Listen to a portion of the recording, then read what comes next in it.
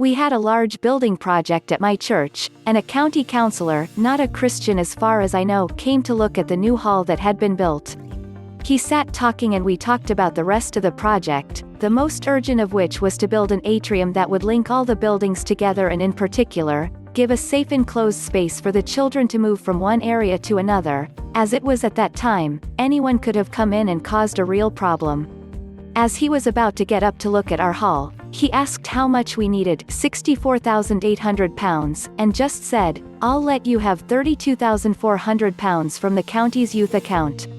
Later on, we wanted to revamp our toilets and include showers as well, and I applied to the county council and our local district council for funding. We needed £37,500 or thereabouts, and said that if we could get the toilets sorted out, we would be able to supply a hot breakfast once a week to the homeless and deprived in the town. I actually had an email from a branch of our NHS asking to meet me, and when I asked how she knew about us, she told me that the leader of the county council had sent a note to her boss saying, "We must do something about this." After that, we did nothing and just waited. After a few weeks, I was asked by the NHS to commit to supplying breakfasts for 12 people a week for the next year, and we ended up with £10,000 from the NHS, the same again from the county and the balance from our district council. We already had some money from other sources towards this, and the entire cost of £50,000 was met by the grants and didn't cost the church a penny. We more than kept to our commitment, having between 55 to 65 to the breakfast each week and providing free space for specialist teams, such as drug dependency, benefits and housing advice, and free computer training. But these were official bodies who were willing to take religious people seriously. We are not all charlatans.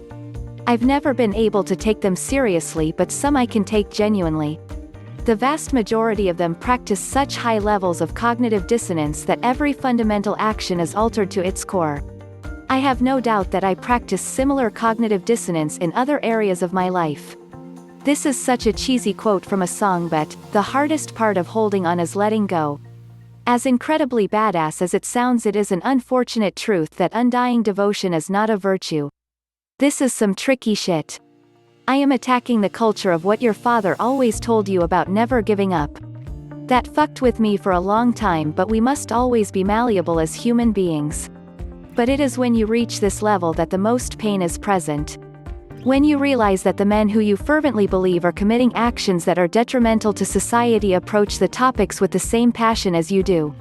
That's some dark shit, because intentions are no longer the culprit. How goddamn easy is it to demonize another human being? You then see that ideas such as morality are a scapegoat. This picture we are painting as human beings is intentionally smudged, and we dare to call it art. If they live what they profess, even when it costs them personally. Also, do you see benefits in their religion? Read the Old Testament book of Daniel. In it, you will read of 4 Hebrew young people who were willing to live their religion even though it could cost them. First, they asked to eat a plain diet even though everyone else was gorging on fancy foods. The result was that they were healthier, and better prepared for the testing they endured. Second, 3 of them refused to worship anything other than Jehovah. The king threw them in a fire so hot that the guys who threw them in were burned up by it. They were willing to die for their religion. They came out of the furnace, not even smelling like smoke. Third, Daniel knew the king decreed that everyone was to pray to him instead of their God. Daniel refused, and prayed only to Jehovah. He was thrown into a lion's den, and survived the night. The king took them seriously, and genuinely, after he saw their devotion, and the ability of their God to protect them. I am sure you know people who can demonstrate the same. It depends on what their beliefs are.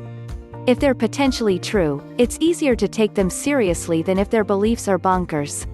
But the ones who need to be taken the most seriously are the ones who buy into bigoted beliefs which lead them or other followers to abuse others.